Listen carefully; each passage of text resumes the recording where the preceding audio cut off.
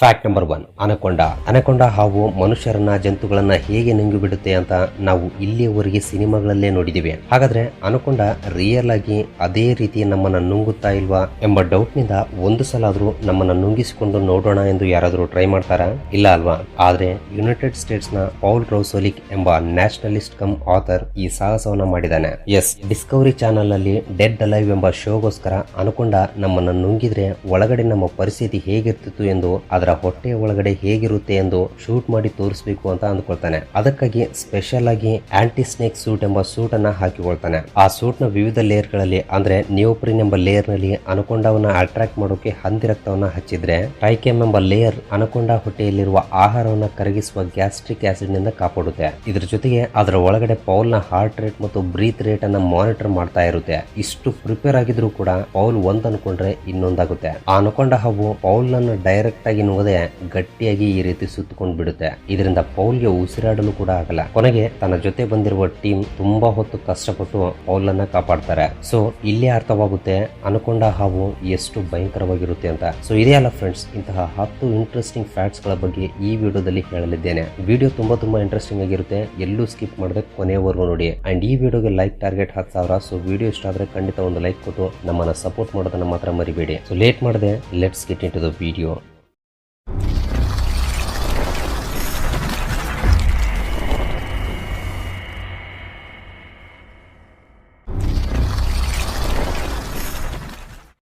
Fact number 2, ಇಂಡೋನೇಷ್ಯಾದಲ್ಲಿ ದನಿ tribe ಎಂಬ ಒಂದು ಆದಿವಾಸಿ ಜನಾಂಗವಿದೆ. ಇಲ್ಲಿಯವರೆಗೆ ಇತರರ ಮೇಲೆ ಪ್ರೀತಿಯನ್ನ ತೋರಿಸಿಕೊಳ್ಳೋಕೆ ಎಷ್ಟೋ ಜನ ಏನೇನೋ ಮಾಡಿದ್ದಾರೆ. ತಮ್ಮ ಪ್ರಾಣಗಳನ್ನ ಕೂಡ ಅರ್ಪಿಸಿದ್ದಾರೆ. ವಿಚಿತ್ರವಾದ ಸುಂದರವಾದ ಕಟ್ಟಡಗಳನ್ನ ಕೂಡ ಕಟ್ಟಿದ್ದಾರೆ. ಆದ್ರೆ ಈ ದನಿ ಟ್ರೈಬ್ ಎಂದು ಕರೆಯುವ ಈ ಆದಿವಾಸಿ ಜನಾಂಗ ಮಾತ್ರ ಅವರು ಪ್ರೀತಿಸಿದವರಿಗಾಗಿ ತಮ್ಮ ಪ್ರೀತಿಯನ್ನ ತುಂಬಾ ಭಯಂಕರವಾಗಿ ತೋರಿಸಿಕೊಳ್ತಾರೆ. ಎಸ್, ಯಾಕೆ ಭಯಂಕರ ಅಂತ ಹೇಳ್ತಾ ಇದ್ದೀನಿ ಅಂದ್ರೆ, ಈ ಜನಾಂಗದವರ ಕುಟುಂಬದಲ್ಲಿ ಯಾರಾದ್ರೂ ಸತ್ತು ಹೋದವರನ್ನ ಜಾಸ್ತಿಯಾಗಿ ಪ್ರೀತಿಸುವ ಕುಟುಂಬದವರು ತಮ್ಮ ಕೈ ಬೆರಳುಗಳನ್ನ ಕಟ್ ಮಾಡಿಕೊಳ್ತಾರೆ. ಎಸ್, ಇವರು ಸತ್ತವರಿಗೋಸ್ಕರ ಈ ರೀತಿ ಬೆರಳುಗಳನ್ನ ಕಟ್ ಮಾಡಿಕೊಳ್ಳುವುದನ್ನ ಸತ್ತೋದವರಿಗೆ ಕೊಡುವ ಗೌರವವೆಂದು ಸಂತಾಪ ಸೂಚಿಸುತ್ತಿರುವ ಹಾಗೆ ಭಾವಿಸ್ತಾರಂತೆ. ಅವರು ಸತ್ತು ಹೋದ್ರೆ ಇವರಿಗೆ ಎಷ್ಟು ದುಃಖವಾಗುತ್ತೋ ಎಂದು ತಿಳಿಸುವುದಕ್ಕಾಗಿ ಇವರು ಹೀಗೆ ಮಾಡ್ತಾರಂತೆ. ಈ ರೀತಿ ಕುಟುಂಬದಲ್ಲಿ ಎಷ್ಟು ಜನ ಸತ್ತೋದ್ರೆ ಉಳಿದವರು ಅಷ್ಟು ಬೆರಳುಗಳನ್ನ ಕಟ್ ಮಾಡಿಕೊಳ್ತಾರಂತೆ. ಈ ರೀತಿ ಮಾಡ್ಕೋಬೇಡಿ ಎಂದು ಇಂಡೋನೇಷಿಯನ್ ಗವರ್ಮೆಂಟ್ ಆರ್ಡರ್ ಪಾಸ್ ಮಾಡಿದ್ರು ಕೂಡ ಆ ಆದಿವಾಸಿ ಜನಾಂಗದವರು ಮಾತ್ರ ಅವರ ಆಚಾರವನ್ನ ಬಿಡ್ತಿಲ್ವಂತೆ.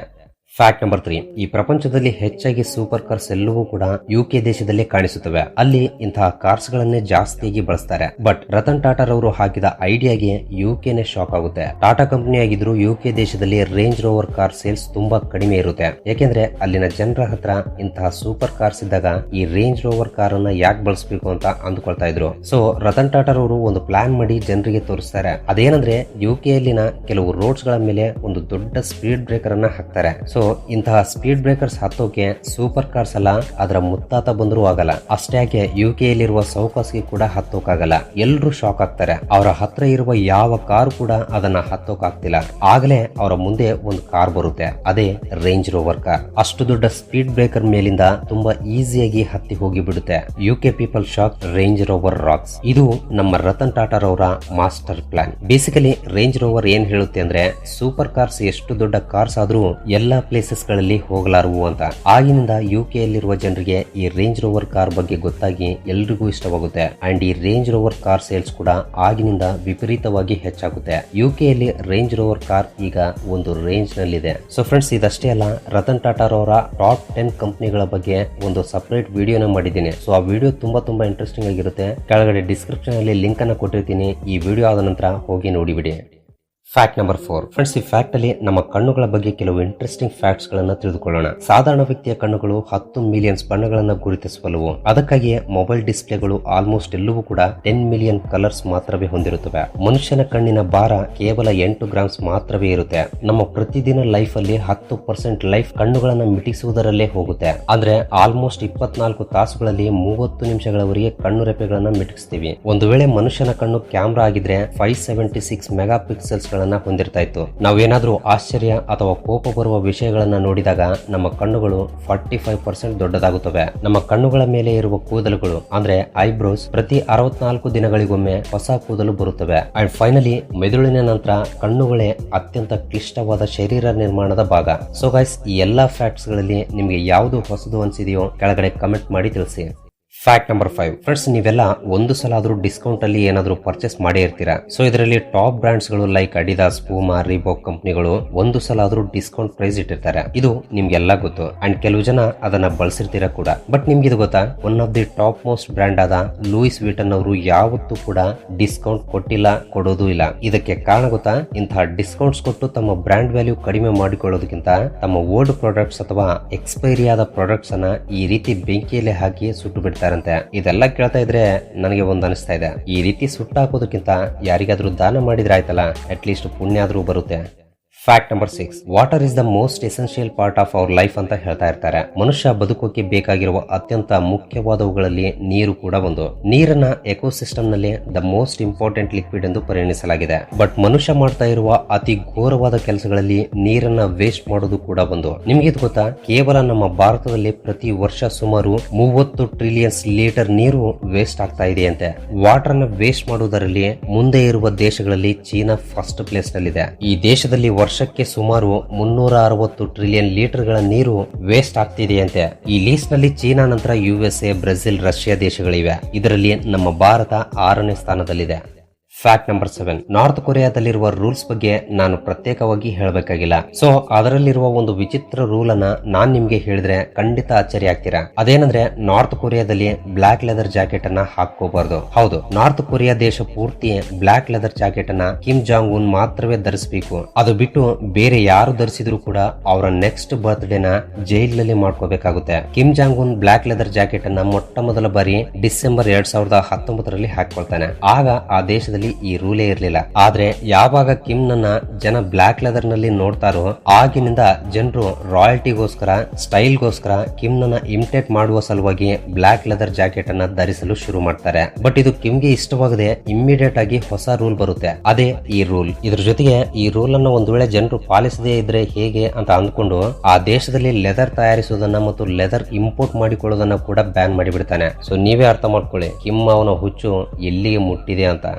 ಫ್ಯಾಕ್ಟ್ ನಂಬರ್ 8 ಯಾವ್ದಾದ್ರು ಒಂದು ಪ್ರಾಡಕ್ಟ್ ಅಲ್ಲಿ ಫಾಲ್ಟ್ ಇದ್ರೆ ಅದನ್ನ ಕಡಿಮೆ ಬೆಲೆಗೆ ಮಾಡ್ತಾರೆ. ಆದ್ರೆ ಆಪಲ್ ಫೋನ್ ವಿಷಯದಲ್ಲಿ ಮಾತ್ರ ಬೇರೆ. ಆಪಲ್ ಕಂಪನಿ ಅದರ ಡಿಸೈನ್ ಅಲ್ಲಾಗ್ಲಿ ಅಥವಾ ಕ್ವಾಲಿಟಿಯಲ್ಲಾಗ್ಲಿ ಕಾಂಪ್ರಮೈಸೇ ಆಗಲ್ಲ. ಅಂತದ್ದು ಐಫೋನ್ ನಲ್ಲಿ ಏನಾದ್ರೂ ಮಿಸ್ಟೇಕ್ ಆದ್ರೆ ಇಂತಹ ಘಟನೆಯೇ 2021ರಲ್ಲಿ ನಡೆದಿದೆ. ಆಪಲ್ ಕಂಪನಿ ರಿಲೀಸ್ ಮಾಡಿದ ಐಫೋನ್ 11 ಪ್ರೋ ನಲ್ಲಿ ಒಂದು ಫೋನ್ ಗೆ ಬ್ಯಾಕ್ ಸೈಡ್ ಲೋಗೋ ಸೆಂಟರ್ ನಲ್ಲಿ ಅಲ್ಲದೆ ಸ್ವಲ್ಪ ಬಲಗಡೆ ಬಂದು ಎಡಗಡೆ ಬೆಂಡ್ ಆಗಿರುತ್ತೆ. ಇದರಿಂದ ಇದು ಇಂಟರ್ನೆಟ್ ನಲ್ಲಿ ವೈರಲ್ ಕೂಡ ಆಗುತ್ತೆ. ನಾರ್ಮಲ್ ಆಗಿ ಆದ್ರೆ ಚಿಕ್ಕ ಡಿಫೆಕ್ಟ್ ಇದ್ರೂ ಕೂಡ ಆ ಡಿವೈಸ್ ಹೊರಗೆ ಬರಲ್ಲ. ಬಟ್ ಈ ರೀತಿ ಬರೋದು ತುಂಬಾ ರೇರ್. ನಾರ್ಮಲ್ ಐಫೋನ್ ಎಲ್ಲಾದ್ರೂ ಸಿಗುತ್ತೆ, ಆದ್ರೆ ಡಿಫೆಕ್ಟ್ ಇರುವ ಐಫೋನ್ ಸಿಗಲ್ಲ ಅಲ್ವಾ. ಅದಕ್ಕಾಗಿಯೇ ಈ ಡಿಫೆಕ್ಟ್ ಇರುವ ಮೊಬೈಲ್ ಅನ್ನ ಆನ್ಲೈನ್ ನಲ್ಲಿ ಬರೋಬ್ಬರಿ 2 ಲಕ್ಷ ರೂಪಾಯಿ ಕೊಟ್ಟು ಕೊಂಡ್ಕೊಂಡಿದ್ದಾರೆ.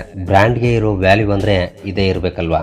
ಫ್ರೆಂಡ್ಸ್, ಮುಂದಿನ ವಿಷಯಕ್ಕೆ ಹೋಗೋಕ್ಕೂ ಮುಂಚೆ ಒಂದು ವೇಳೆ ನೀವು ಈ ವಿಡಿಯೋನ ಫುಲ್ ಸ್ಕ್ರೀನ್ ಅಲ್ಲಿ ನೋಡ್ತಾ ಇದ್ರೆ ನಿಮ್ಮ ಮೊಬೈಲ್ ಅನ್ನ ಸ್ವಲ್ಪ ಟಿಲ್ಟ್ ಮಾಡಿ ಕೆಳಗಡೆ ಕಾಣ್ತಾ ಇರುವ ಲೈಕ್ ಬಟನ್ ಕಲರ್ ಚೇಂಜ್ ಮಾಡಿಬಿಡಿ. ಅಂಡ್ ಸಬ್ಸ್ಕ್ರೈಬ್ ಮಾಡಿಕೊಂಡಿರುವ Vismayavani family members, love you so much. And first time ಯಾರಾದ್ರೂ ನಮ್ಮ ಚಾನಲ್ ಅನ್ನ ಈಗ ನೋಡ್ತಾ ಇದ್ರೆ ಕೆಳಗಡೆ ಕಾಣ್ತಾ ಇರುವ ರೆಡ್ ಕಲರ್ ಸಬ್ಸ್ಕ್ರೈಬ್ ಬಟನ್ ಮೇಲೆ ಕ್ಲಿಕ್ ಮಾಡಿ ಸಬ್ಸ್ಕ್ರೈಬ್ ಮಾಡ್ಕೊಂಡು ಪಕ್ಕದಲ್ಲಿರುವ ಬೆಲ್ ಐಕನ್ ಅನ್ನ ಆಕ್ಟಿವೇಟ್ ಮಾಡ್ಕೊಳ್ಳಿ. ಅಂಡ್ ಬೆಲ್ ಐಕನ್ ಆನ್ ಮಾಡ್ಕೊಳ್ಳೋದು ತುಂಬಾ ಇಂಪಾರ್ಟೆಂಟ್, ಮರಿಬೇಡಿ.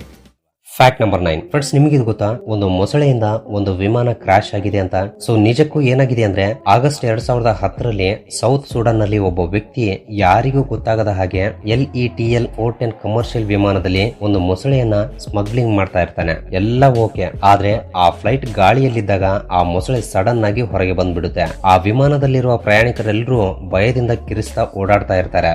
ಆಗ ಆ ಮೊಸಳೆ ಬ್ಯಾಕ್ ಸೈಡ್ ನಿಂದ ಇನ್ನೂ ಸ್ವಲ್ಪ ಮುಂದೆ ಬರುತ್ತೆ. ಆ ಪ್ಯಾಸೆಂಜರ್ಸ್ ಎಲ್ಲರೂ ಭಯದಿಂದ ಒಂದೇ ಸೈಡ್ ಗೆ ಬಂದ್ಬಿಡ್ತಾರೆ. ಇದರಿಂದ ಆ ವಿಮಾನ ಇಂಬ್ಯಾಲೆನ್ಸ್ ಆಗಿ ಕ್ರಾಶ್ ಆಗಿ ನೆಲದ ಮೇಲೆ ಬಿದ್ದು ಬಿಡುತ್ತೆ. ಪಾಪ ಇದರಲ್ಲಿ ಟೋಟಲ್ 18 ಜನ ಪ್ಯಾಸೆಂಜರ್ಸ್ ಅಂಡ್ 3 ಜನ ಕ್ರೂ ಮೆಂಬರ್ಸ್ ಕೂಡ ಇದ್ದಾರೆ. ಕೇವಲ ಒಬ್ಬ ವ್ಯಕ್ತಿ ಮಾತ್ರವೇ ಪ್ರಾಣಾಪಾಯದಿಂದ ತಪ್ಪಿಸಿಕೊಳ್ತಾನೆ, ಉಳಿದ ಎಲ್ಲರೂ ಕೂಡ ಸತ್ತೋಗ್ತಾರೆ. ವಿಚಿತ್ರ ಏನಂದ್ರೆ ಆ ಮೊಸಳೆ ಕೂಡ ಬದುಕಿರುತ್ತೆ. ಹೀಗೆ ಕೇವಲ ಒಬ್ಬನ ಅತಿಯಾಸೆಯಿಂದ ಇಷ್ಟು ಜನ ಸತ್ತೋಗಿದ್ದಾರೆ.